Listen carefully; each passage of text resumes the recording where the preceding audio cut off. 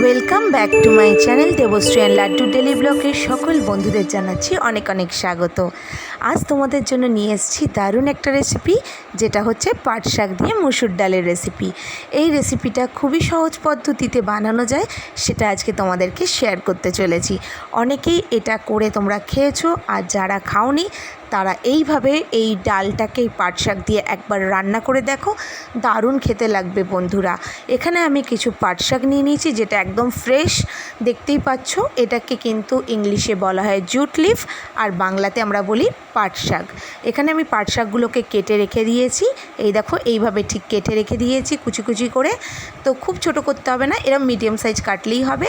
আর এই যে পাট শাক তোমরা দেখতে পাচ্ছ, এর কিন্তু প্রচুর ভিটামিন আছে বন্ধুরা।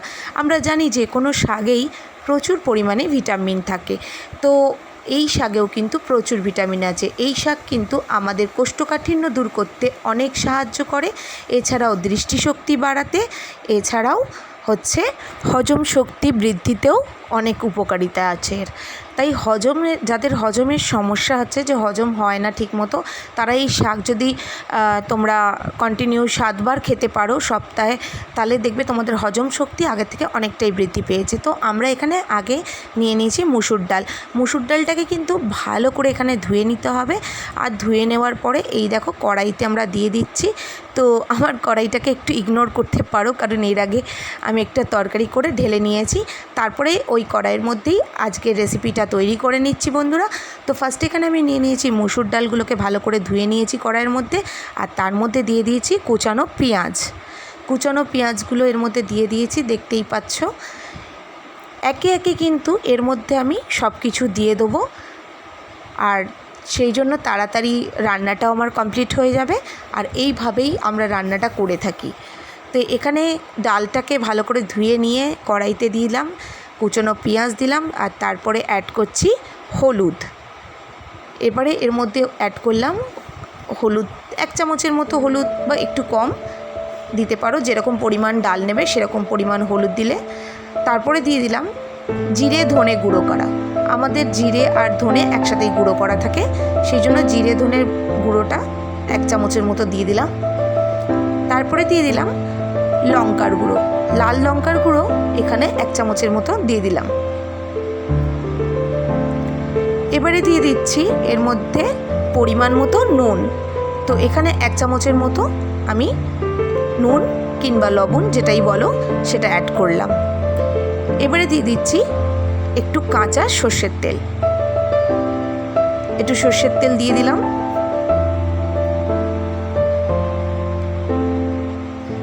এবারে প্রত্যেকটা জিনিসকে ভালো করে মিশিয়ে নিচ্ছি। একবার নাড়াচাড়া করে নিলে ভালো করে মিশে গেল। তো এবারে বন্ধুরা দেখতেই পাচ্ছ, গ্যাসটা আমি এখনও স্টার্ট দিইনি, এইটা আগে আমাকে রেডি করে নিতে হলো। এবারে আমি একটু জল দিয়ে দিচ্ছি, একটু বেশি করে জলটা দিয়ে দেবো, কারণ ডালটা এই জলে সেদ্ধ হবে। তো এবার বন্ধুরা গ্যাসটাকে আমি স্টার্ট করে দিলাম, আর পরিমাণ মতন জল আর একটু দিয়ে দেবো, কারণ এই জলেই সেদ্ধ হবে। তো জলটা দেওয়ার পরে আমি কিন্তু এটাকে ঢাকা দিয়ে রাখবো।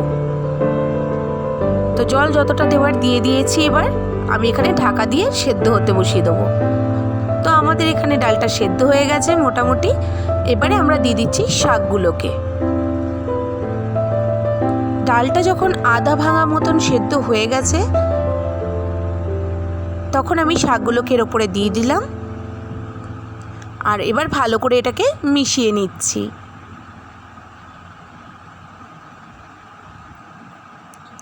বেশ ভালো করে নাড়িয়ে চাড়িয়ে নেব এবং ভালো করে মিশিয়ে নেব।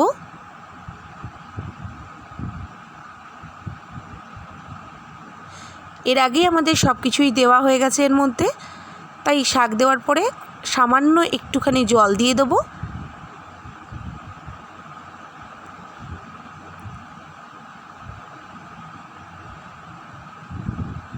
এবারে এটাকে ভালো করে হতে দেব, তারপরেই কিন্তু আমাদের রান্নাটা কমপ্লিট হয়ে যাচ্ছে। তো এখানে ঢাকা দিয়ে দিলাম, আর দেখো নামিয়েও নিলাম। তো বন্ধুরা আরেকবার বলে দিই, শাকটাকে দেওয়ার পরে সামান্য জল দিয়ে আর সামান্য নামানোর আগে মিষ্টি দিলেই অর্থাৎ চিনি দিলেই কিন্তু কমপ্লিট হয়ে যাচ্ছে আজকের এই মজাদার এই ডাল রেসিপিটা। যদি ভালো লেগে থাকে অবশ্যই একটা লাইক আর সাবস্ক্রাইব করে পাশে থেকো। তোমাদের জন্য নিয়ে আসছি আরও নিত্য নতুন ভিডিও। ততক্ষণ ভালো থেকো, সুস্থ থেকো, আমার ভিডিও দেখতে থেকো। আবার দেখা হবে, টাটা।